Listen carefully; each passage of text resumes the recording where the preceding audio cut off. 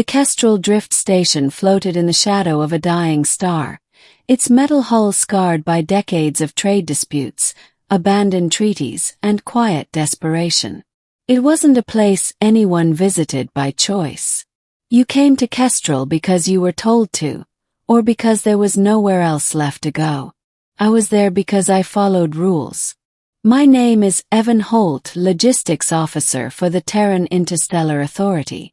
My job was simple: inspect surplus alien cargo, record biological classifications, flag threats, and leave everything else behind. No heroics, no emotional attachments, just data, signatures, and departure. That was the plan until I saw the containers.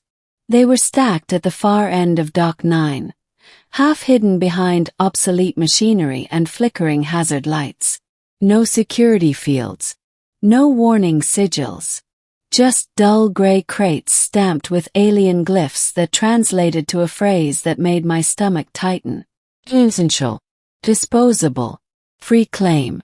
I turned to the alien overseer standing beside me, a tall, jointed being from the Krell Syndicate, its segmented eyes blinking in lazy disinterest. "What's inside?" he asked. The Krell clicked softly, a sound that passed for amusement. "Biological remnants. Failed cast stock. You may take them. Or not. It matters little." "Failed what?" said. "Useless," the alien replied flatly. "They consume resources. They do not contribute. They are not worth transport." I stepped closer to the nearest crate and placed my hand on the seal. The metal was warm. Warm meant life. I hesitated. Protocol told me to log the cargo as abandoned biological matter and move on. The Krell had legal authority to discard their own species' offshoots. No laws were being broken. Still, something felt wrong. I broke the seal. The lid hissed open, and a wave of humid air escaped. Inside were small figures, curled against one another. Not animals, not cargo. People, at least by any definition that mattered.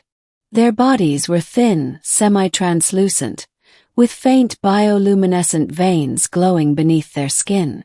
Large eyes blinked against the sudden light, filled with confusion and fear. One of them reached toward me. Froze. "They're alive," I said quietly. "Yes," the Krell overseer replied. "And free." I looked back at the crate. There were dozens inside, maybe more in the others. Children. Adults. Old ones too weak to move. "Why are you giving them away?" I asked. The alien's mandibles flexed. They were born outside acceptable parameters. Their minds function differently. They question. They hesitate. They do not obey efficiently. Therefore, they are obsolete. Obsolete. I felt my chest tighten. So what happens if no one takes them? The Krell's eyes dimmed slightly. The station vents will open in 3 cycles. Resources must be reclaimed. That was it. No malice. No cruelty. Just efficiency. I should have walked away. That was the rule. Instead, I climbed into the crate. The creatures recoiled at first, shrinking back, whispering in soft harmonic tones. I raised my hand slowly, showing I wasn't a threat. "It's okay," I said, even though I had no idea if they could understand me. "I'm not here to hurt you." One of them, a smaller one with brighter markings, tilted its head. Then carefully it touched my glove. A pulse of warmth spread through my arm. Emotion. Not telepathy. Empathy. I felt their fear. Their exhaustion. And beneath it all, hope, fragile but still alive.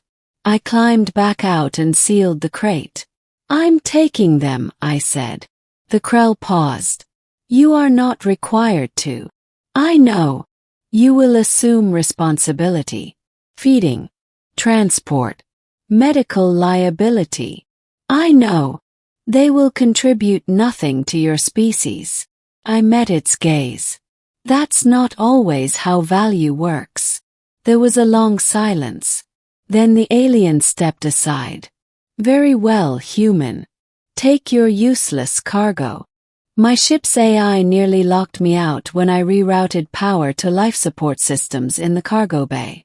Emergency rations were never meant to sustain an entire displaced population, but it would have to do. During the jump to human-controlled space, I slept on the floor outside the crates.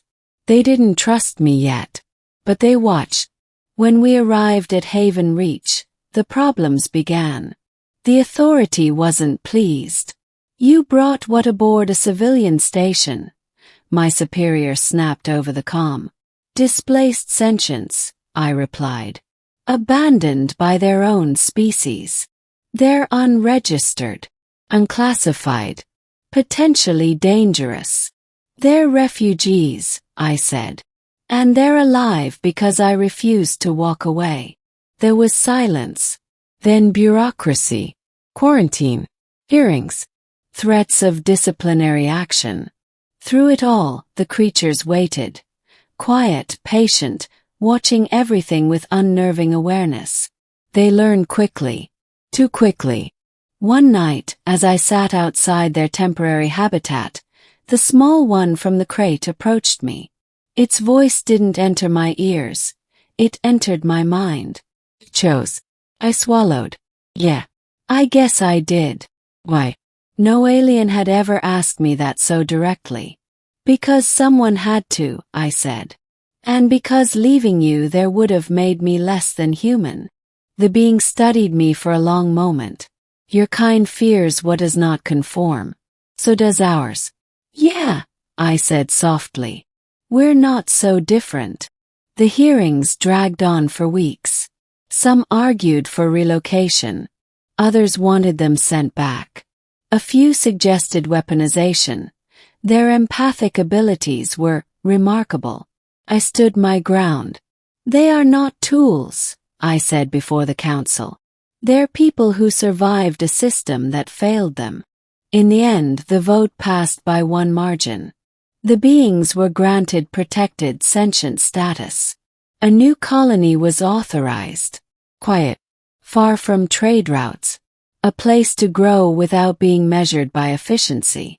On the day of departure, the small one stood beside me at the viewport, watching the stars stretch into motion. You did not walk away, it said. No, I replied. And I never will.